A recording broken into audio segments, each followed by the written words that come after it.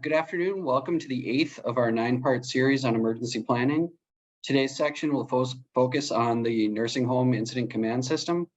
My name is Mike. I'm a quality improvement advisor for Superior Health Quality Alliance.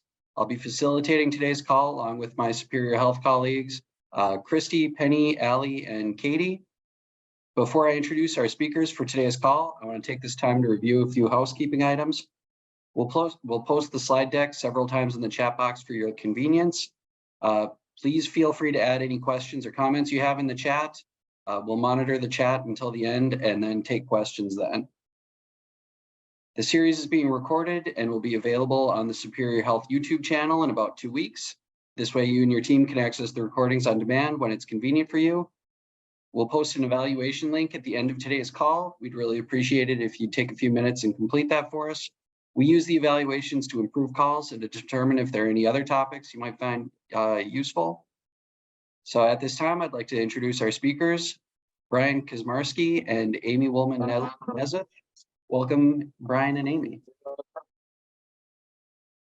Thank you very much. Appreciate it. It's hard to believe we're on our 8th of our 9-part series. It seems like only yesterday where we all met for the first time. And the incident command system specific to nursing homes, for the folks that have been watching the series and aren't on today, well, guess what, guys? The joke is on them, because as far as I'm concerned, this topic is must-see television.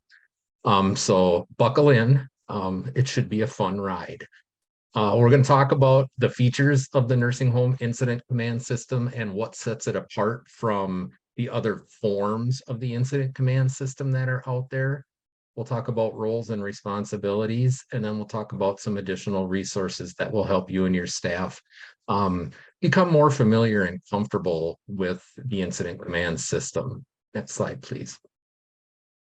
So a little bit about the background. The incident command system itself came from California firefighters and actually national wildfire teams that get deployed throughout the country when needed. And what they found out in 1972 is they were actually losing more firefighters on the way home from deployment than they did out in the field.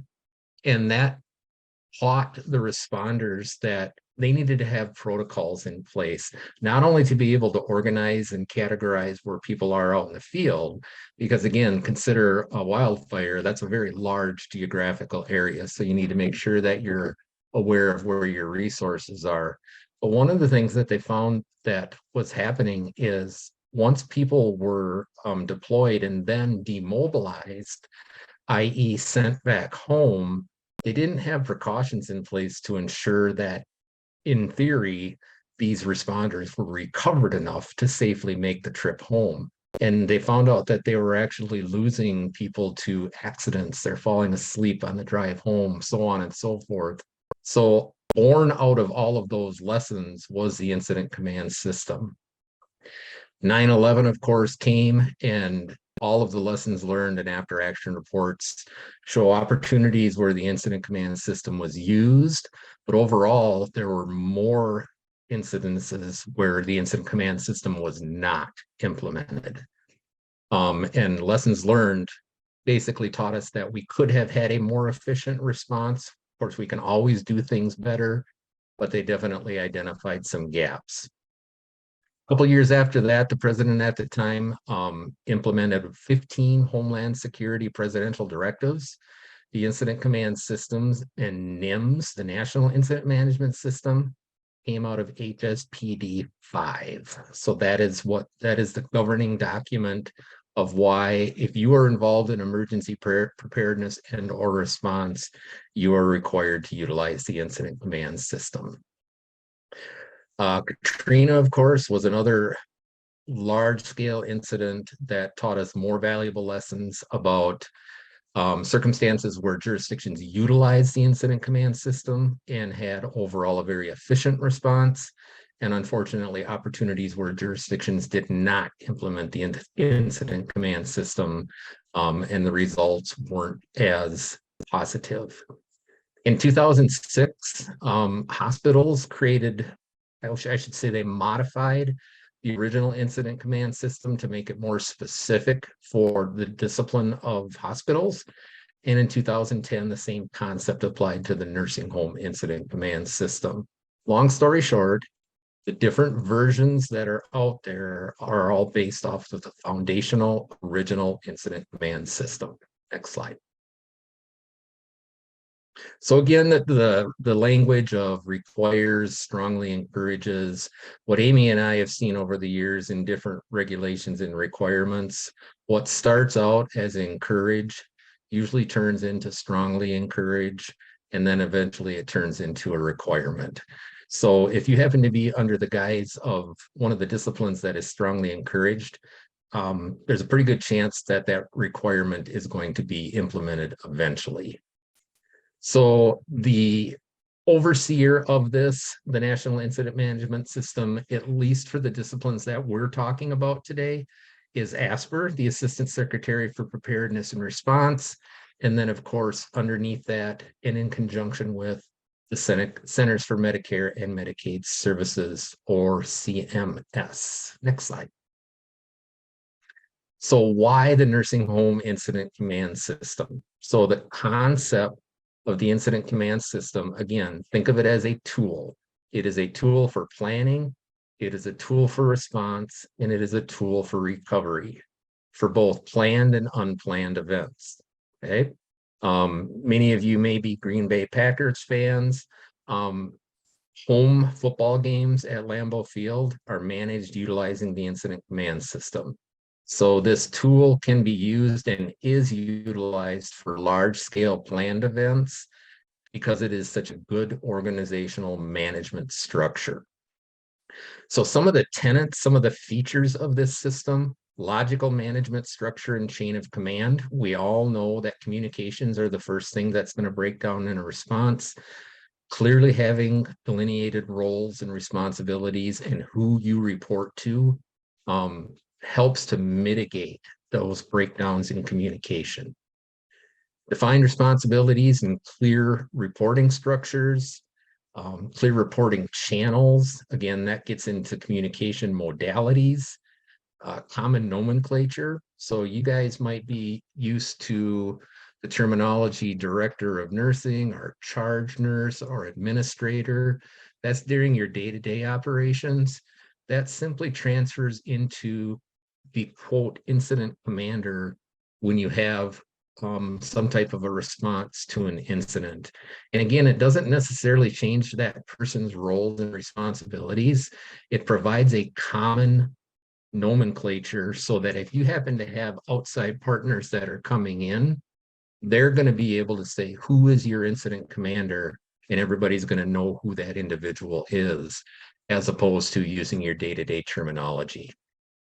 The system is flexible and scalable. I think one of the things that people struggle with the incident command system is that it can be overwhelming and broad and comprehensive. If there's one takeaway point that Amy and I would like you to leave with today, it's that you open the incident command system to suit your needs. And what I mean by that is if you end up responding to an incident where 3 boxes are activated and that meets the needs of your response, that's exactly what you should be using the nursing home incident command system for. You don't need to activate boxes, i.e. functions or roles, unless the situation requires it. And then lastly, you are managing your incident based off objectives, because we all know that if you can't measure it and you can't document it, it didn't happen. Next slide. So this is a link to the Nursing Home Incident Command System Guidebook. Again, that's just there as a reference resource for you, but that is where we pulled most of the information for this presentation today. And again, notice that it talks about both administrators and staff. And then that last key term that's underlined, you don't want to be learning the Nursing Home Incident Command System when you need to evacuate your building. This is a preparedness activity. It's something that should be done in advance. Next slide. So again, some of the features, you will learn about the nursing home incident management team chart. commonly referred to as an organizational chart. And again, that may look similar to your day-to-day operations, but again, you may have outside support and resources that are coming into your event. They need to be able to plug into that structure. And that goes back to the concept of common terminology. It is an all hazards approach. It can be used for any type of incident. That's a feature of all hazards planning. There are incident action planning guides that allow you to, some of them are pre-canned and pre-built based on an incident, but it allows you to plan on the fly. Because again, we know when the big bad thing happens, it's going to take us a while to catch up to that incident. So really what you're dealing with when the big bad thing happens is you're still dealing with day-to-day operations. That's one component of the response. But on top of it, you're planning for, responding to, and trying to catch up to whatever that big bad thing is. We recognize that the nursing home incident command system isn't used every day, and that's why job action sheets are included. Think of that as just-in-time training for your position. The majority of them are one-pagers, and liken it to a checklist of, oh boy, I just got assigned the planning section chief. I need to review my job action sheet, and that'll give you a quick refresher on what your roles and responsibilities are. The next two, incident planning guides. This is prior to an incident, and then incident response guides. That is your checklist of what to do during the incident. And often it's broken down into periods. So if big bad thing happens at 0, the first 2 hours may have very specific incident response guide and tactics. And then 2 to 4 hours may have another set of objectives. And your operational periods will extend out past that point. There are specific forms for specific documentation. As a matter of fact, there are oodles and oodles of nursing home incident command forms, and you will likely not use all of them during a response. Amy and I will point you to the ones that we think are the most beneficial and the ones that get used most often in response. The last piece of nursing home incident command system is it talks about recovery right away, okay? And one of the things that incident command system will always stress is start planning for demobilization right at the beginning of the incident. Because again, we want to shorten the length of that big bad thing, because when that big bad thing is happening and we're responding, we are exerting extra resources, i.e. money, staff, and stuff. So the sooner we can plan for demobilization and recovery, the quicker it's going to happen. Next slide. So this is a snapshot of that organizational chart that we talked about. It talks about the functions and how authority and responsibility is distributed. You can see that the incident commander is listed at the top. The 3 vertical positions below the incident commander are known as command staff. The 4 horizontal positions below that, where it says operations, planning, logistics, and finance, those are referred to as your general staff. Collectively, the top 8 positions are referred to as your command and general staff.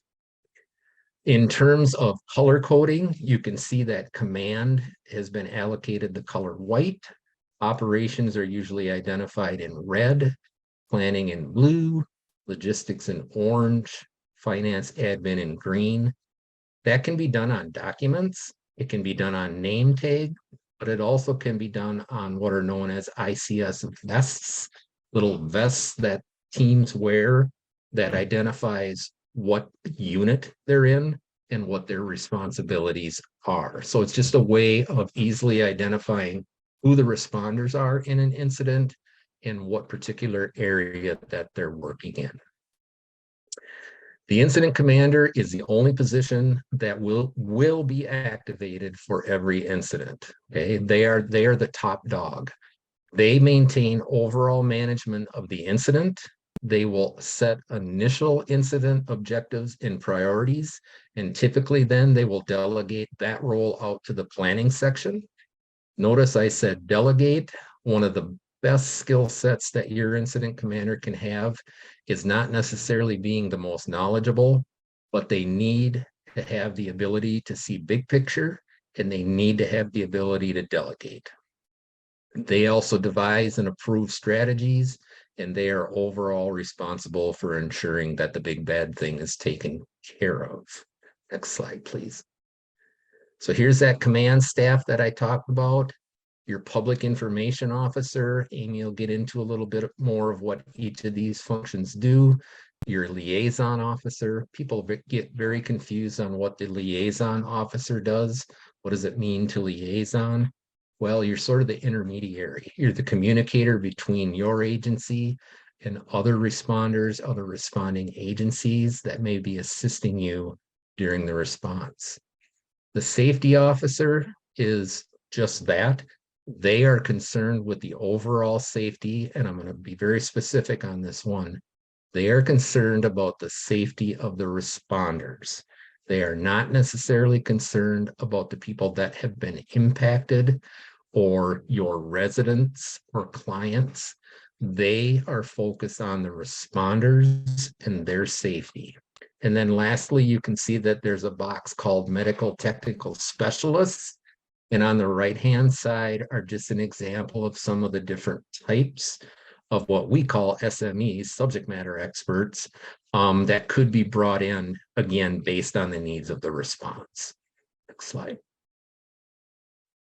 So the public information officer is just that. They communicate both internally and externally with stakeholders.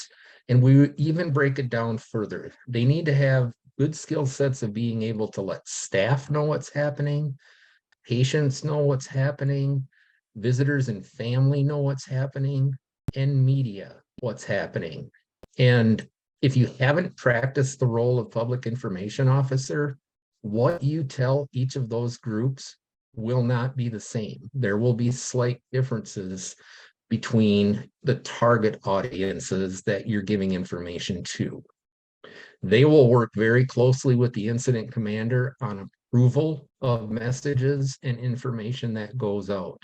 A public information officer, unless delegated, will never release information without the approval of the incident commander. They will also collaborate with local community officials, meaning you may have a jurisdictional, if you reside within a county, you're going to have a county public information officer. You may have a public health department public information officer. There may be multiple public information officers that are activated for a response. And our recommendation is those individuals should not fly solo. If you know that multiple PIOs are activated, you should come together. And that is known as a risk communications team, RCT. And it's as simple as bringing your PIOs together so that the information that you're releasing is consistent and does not conflict. That's generally when your media has a field day and rumors and misinformation start to run rampant.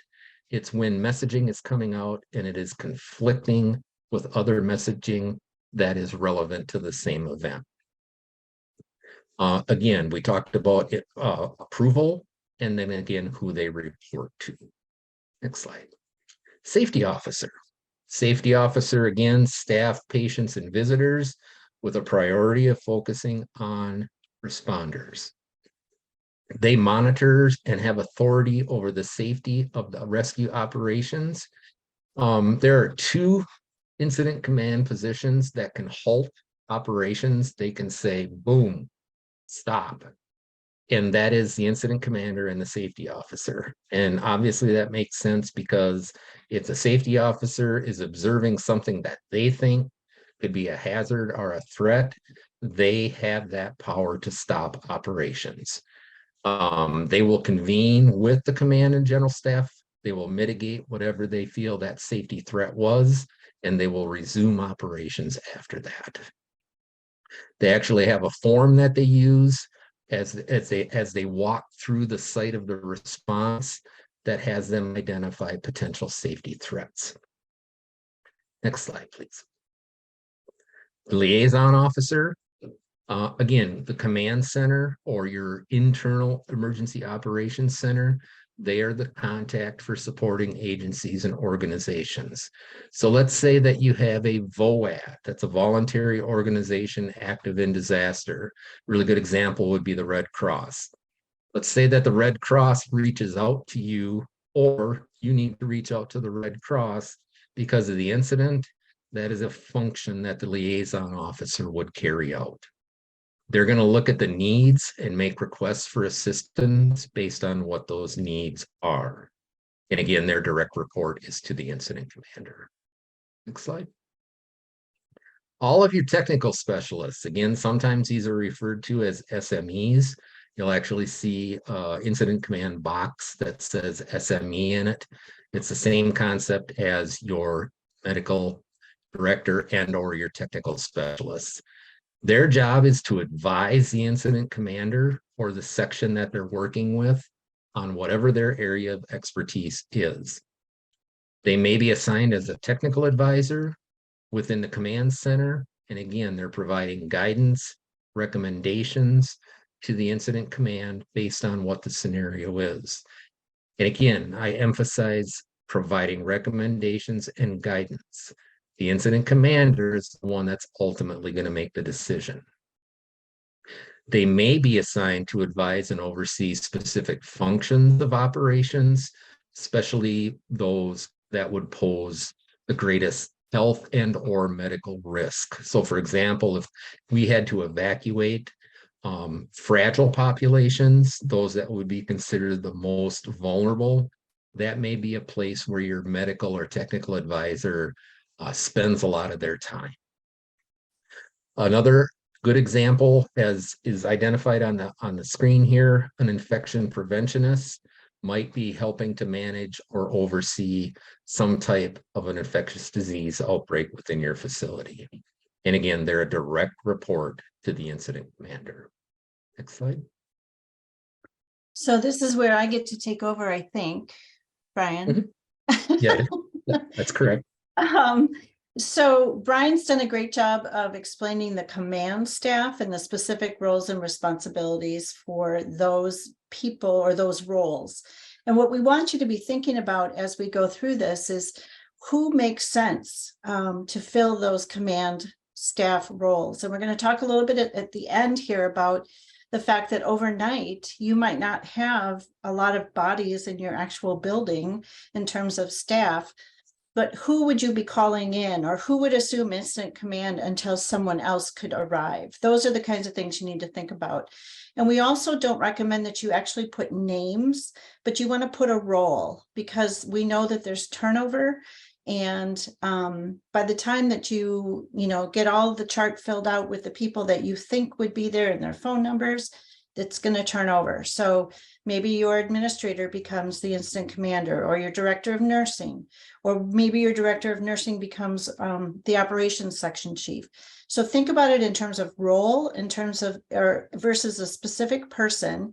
And then we also really encourage you to think about who the backups are, because we know inevitably the big bad thing happens on a holiday weekend when your administrator's on vacation in the Boundary Waters and can't be reached, right?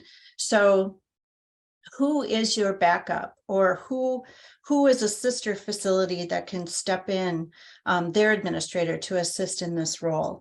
And this is where your healthcare coalitions can also be helpful, because if I often will get called saying, I can't find someone, can you either step in, or can someone else that you have contact with, can you get somebody here to help me until I'm able to get my team fully into the response? So just be thinking about that as we continue to move through here. So next, we're going to focus on that general staff level. And the way that I always remember this is the acronym FLOP. So finance, logistics, operations, and planning. FLOP. Those are your the positions that we talk about in the general staff. These are section chiefs, and they are responsible again for the functions of the actual response. So the best way to think about this is the operations section chief, they oversee the doers. These are the people that are taking action. These are the people that have very specific tasks that are operations. Planning, they have a whole bunch of things to do regarding documentation and thinking about what the next incident action plan operational period is going to be about. The logistics, they are the getters. If you need something, if you need more wheelchairs, if you need more ambulances, if you need more food, if you need more water, those are the people that you would contact to make those connections with outside resources to bring them in.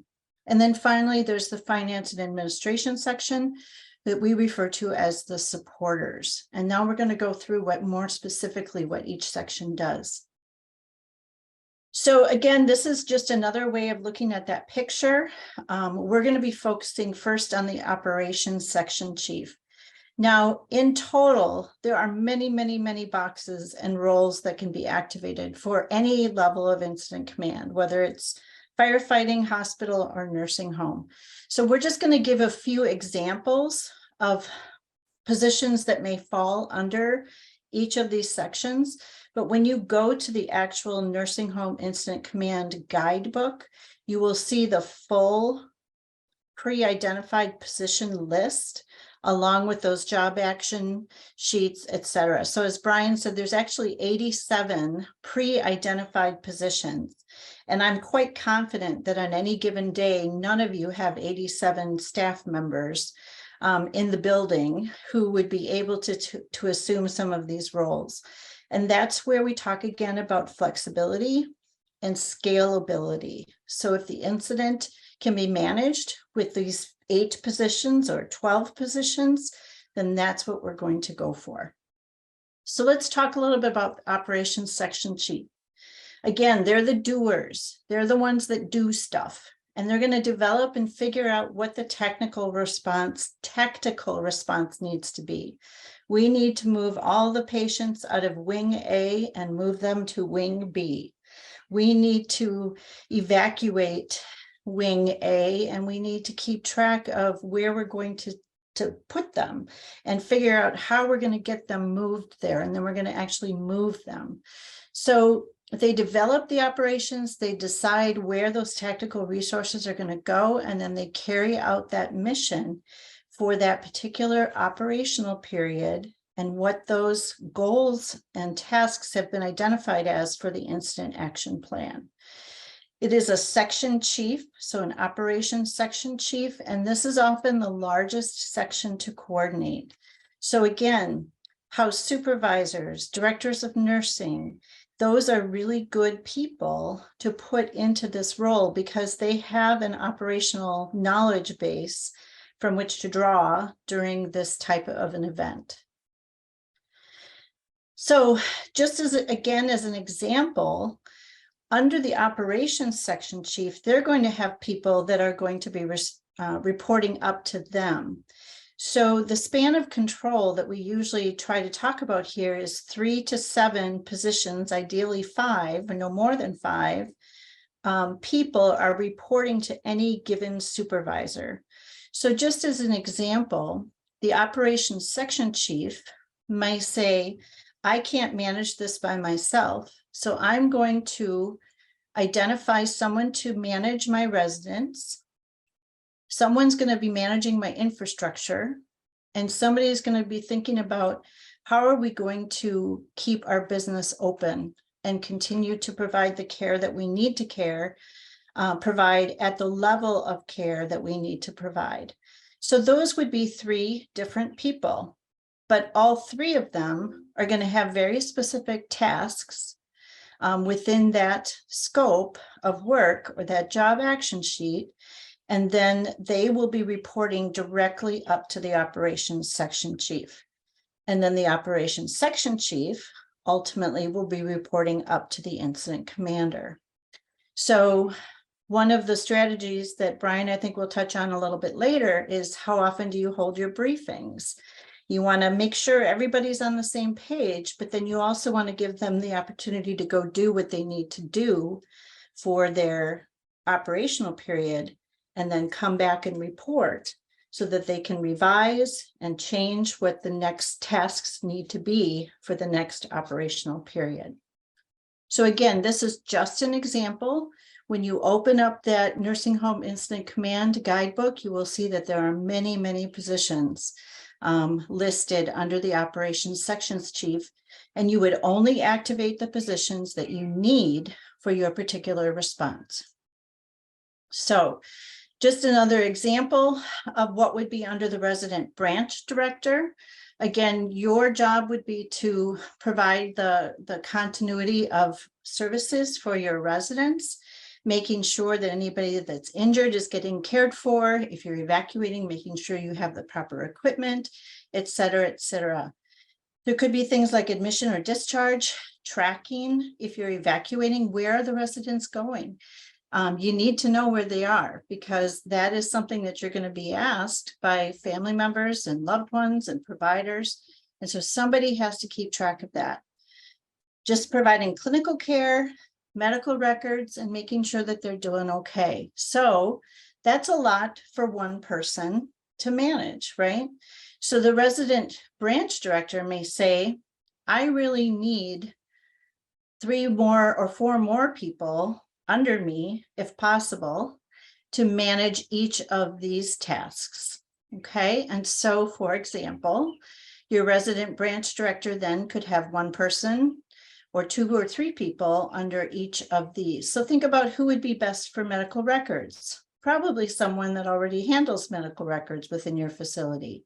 If you had to evacuate, their task would be to get all those records printed or delivered to wherever that resident or patient is going. Who are your social workers? Who are the people that normally do some of these tasks, and are they available to come in and serve in this particular role during an emergency response? So again, this is just an example of the resident branch. Each of these would have, the infrastructure branch would have their own people under them, and the business continuity would have their own people as well. So again, this is your big chart. Planning section chief is the next one. Let's talk a little bit about what they do. They collect, evaluate, disseminate the incident action information and intelligence to the incident commander. So maybe this is an evolving incident. They are collecting information from the field. They are collecting information from the people that are listed underneath them. And they will gather that information and present it to the incident commander. They're going to prepare a status report. Again, they may schedule briefings every 15 minutes, maybe 2 hours. It depends on the timeline of the incident. This is super important. They are required or responsible for archiving all of the information and paperwork that is generated from this incident. They are the documentation keepers. And this is a really important role, because when it comes time to write your after action report or your improvement plan, they are the ones that are going to have all of those pieces of paper, all of those notes, all of those documents. And again, one of the roles that we strongly encourage is to assign scribes or people that are simply there to take notes. This is especially important for your incident commander. It's also important for all of your section chiefs. If it's possible to have someone sitting next to them and just documenting who they called, when they called, what actions were taken, that will make life so much easier on the backside when you're trying to pull all of this information together. Again, just as an example, some of the people that may report to the planning section chief could include the resource unit leader, the situation unit leader, the documentation, and demobilization. Again, thinking about As soon as incident command is opened, we need to be thinking about how we're going to close and get back to normal operations. So again, think about who would be a possibility to fill some of these roles. So let's look again, let's break down the situation unit leader. So maybe this is the person that is going to be keeping track of your residents or patients. They're going to be keeping track of how many beds do we have available? How many beds have we had to close because of this incident? And they're also going to be tracking your staff. That is one of the most important things that is listed in CMS emergency preparedness regulations, is that you have to not only keep track of your patients, but you have to keep track of your staff. So whether you do that through a payroll system where you know who's clocked in and out, or whether you have some other way of tracking that staff that gets called in and comes in to work, or staff that might be out in the field for whatever reason, if they're accompanying a resident or a patient to a medical appointment, or whatever the case may be, an activity director, you have to have a way to track those staff members. And that responsibility would fall to the situation unit director, as well as the manager who gets assigned that role. Now, could the same person do all of these things? Sure, depending on how big your facility is and how much responsibility they have in a given time period. One of the chief complaints we hear from organizations is we just don't have enough people to fill all of these roles. You can combine them and you can localize it to fit whatever works in your facility. So again, these are guidance documents that can be manipulated and changed in ways that make sense for your individual local community. Again, I'm not going to go into the specifics of each of these. It's all very well laid out in the guidebook, and I would bore you to death if I did. But the logistics section chief also has a whole list of people or potential roles that can be filled under them, as well as the finance and administration section chief. So logistics, again, their job is to get stuff. Okay.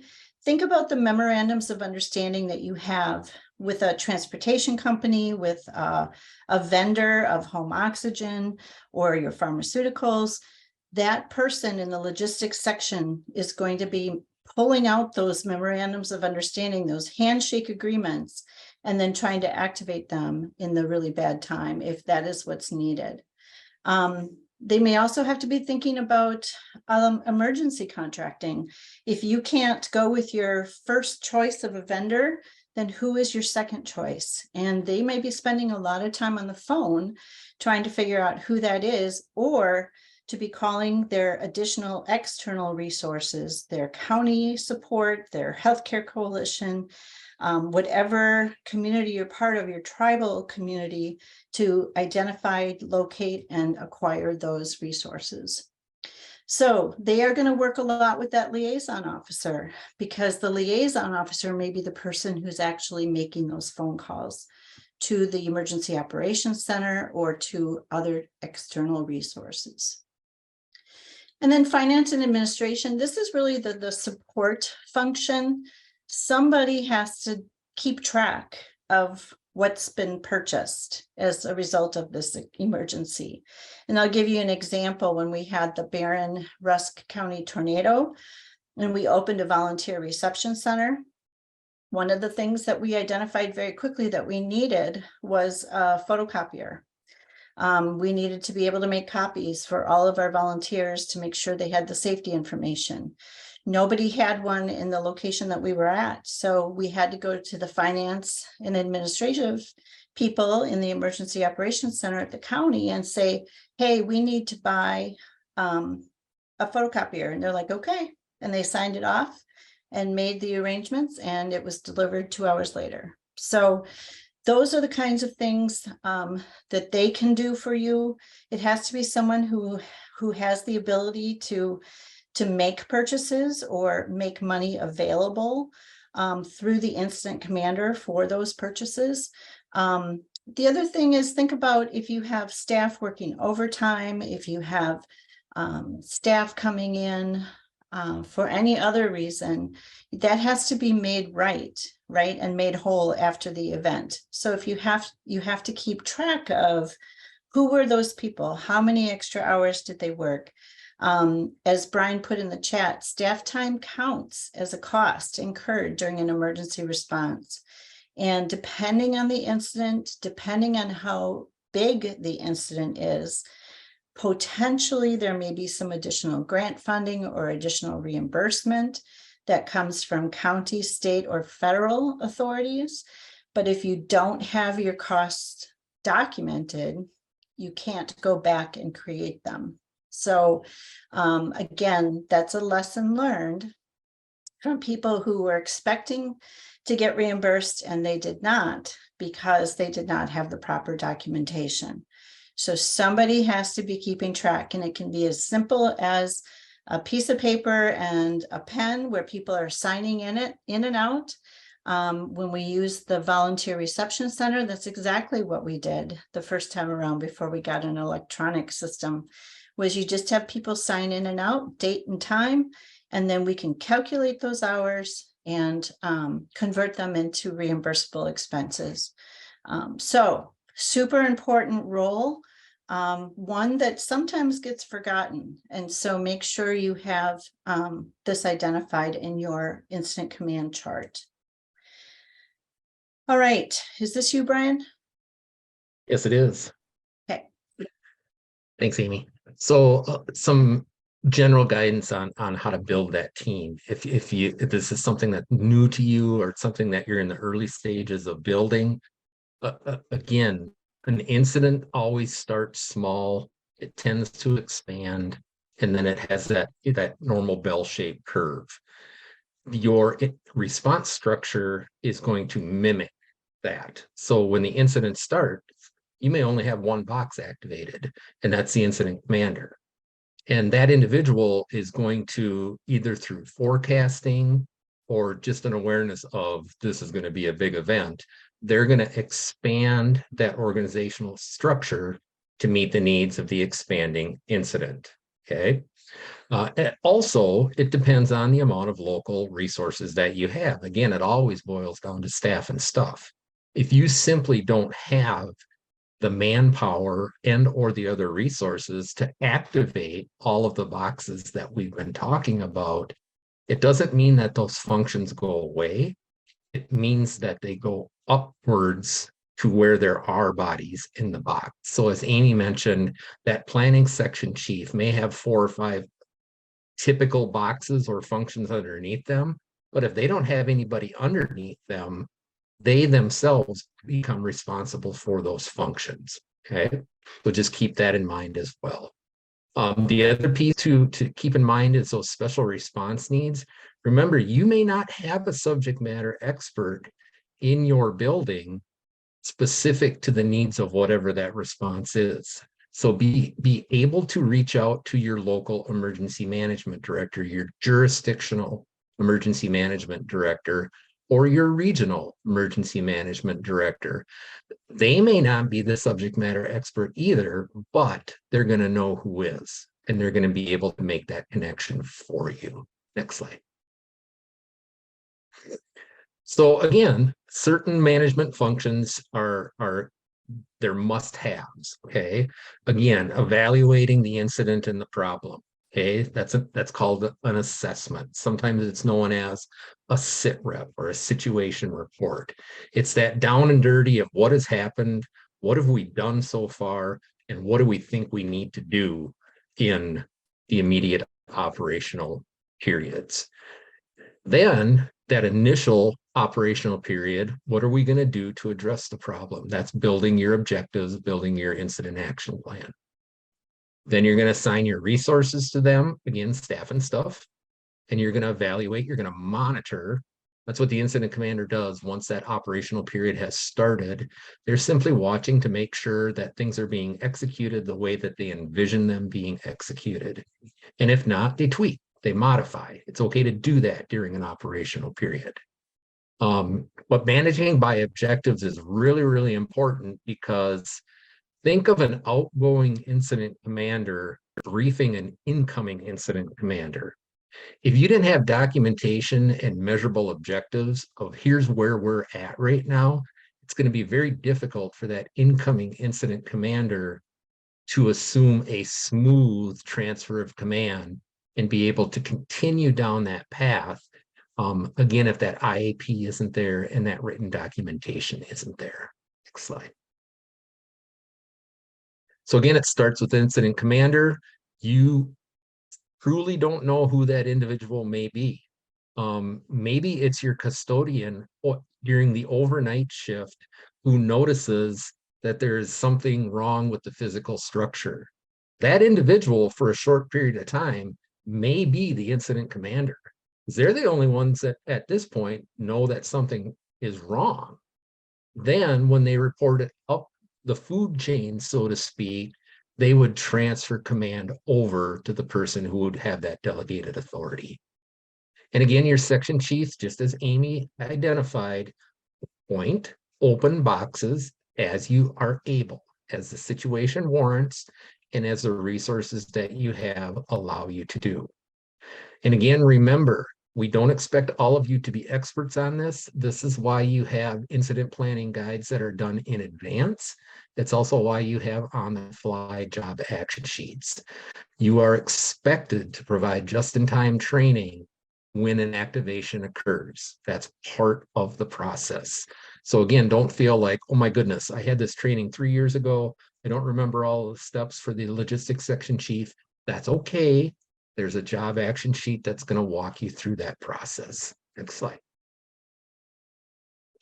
Again, limited staff, that's okay. 2, identify those key positions, create those combined job action sheets. The general rule is, let's say I'm finance section chief, but I have no other bodies underneath me. And there are 4 other functions that ideally could be up and running underneath finance. I would end up wearing all 5 of those hats. The general rule is, though, that you don't wear 2 hats at the same time, if that makes sense.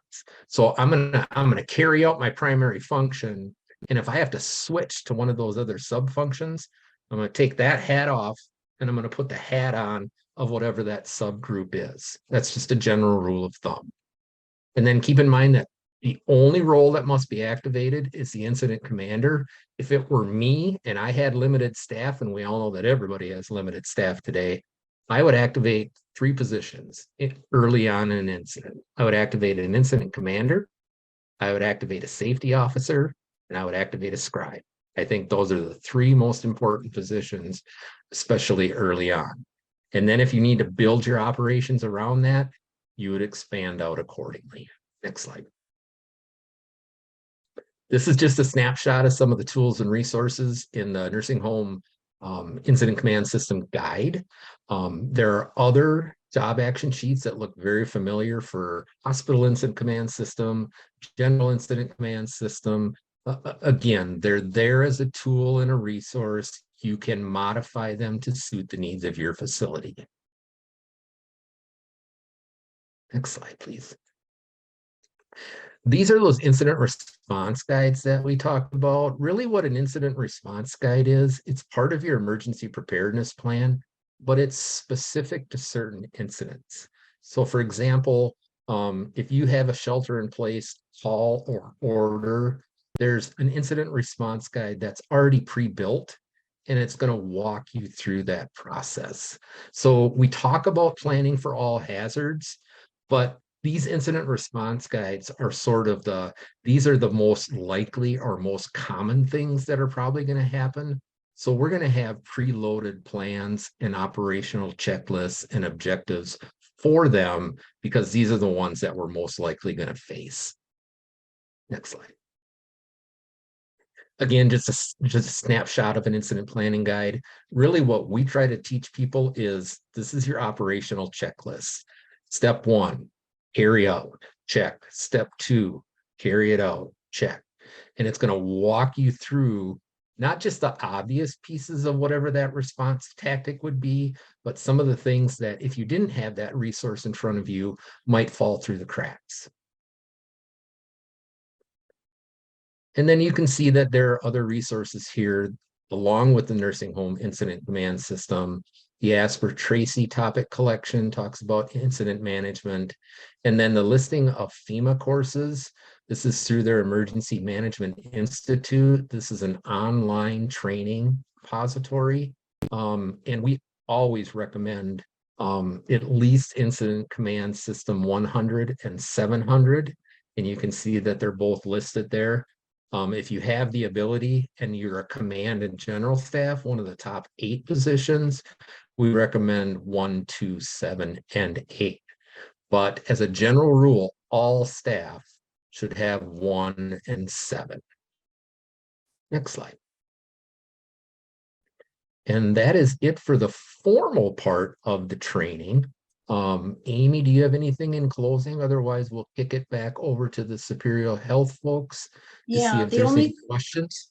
Yeah, the only thing I would say is these are all free, they are all self-paced courses. So if you decide as an organization that all of your staff are going to do 100 and 700, just to have a basic understanding of what incident command is, once they finish the class and complete the test, they can print off a certificate. That's a great thing to put in your personnel files, so that when the surveyors come around and ask what kind of training you've provided to your staff, you could pull that information out. So, and it's the kind of thing where, you know, once you take it, you don't really have to take it again because nothing really changes. However, this is not something that we use every day. And so having those refresher classes, or certainly using the incident command system in all of your drills or all of your fun activities too. Think about when you're planning a wedding, or when you're planning a festival day or carnival at your nursing home. There are people that have to think about, how are we going to make this happen? The doers. There's people that have to plan. There's people that have to get stuff. There's people that have to figure out how to pay for it. So this whole concept of incident command can be applied to any activity or any big event, big or small. And so the more we practice it, the better we will be with it when the bad day happens. The other thing, as Brian said, refreshers can be provided. We teach this often and then include an exercise to follow. So there are many ways to get this training. It's just a matter of making those requests or taking the online training and then practicing. Back to Superior Health. All right, thank you, Brian and Amy. Doesn't look like we have any questions in the chat unless I missed anything. Nope, okay. Anybody have anything they want to say? This has been riveting TV. We know that. So. And Christy went ahead and dropped the evaluation in the chat. Please fill that out at your earliest convenience. We have got a couple of resources we're providing as well. We've got an emergency preparedness exercise design and evaluation webinar starting in August. This will be a 4-part series that works as an introduction to emergency preparedness exercise design and evaluation. It's intended to give the audience an understanding of key definitions and the steps needed to create, conduct, and evaluate an exercise. That'll also be hosted by Brian and Amy. And then Christy dropped the exercise, the link to register for that in the chat. And then still no questions. All right, thank you, Brian and Amy. This has been a really good information. The next topic will be on June 8th. That'll be planning for nursing home evacuation. And we'll see you guys then. Thank you.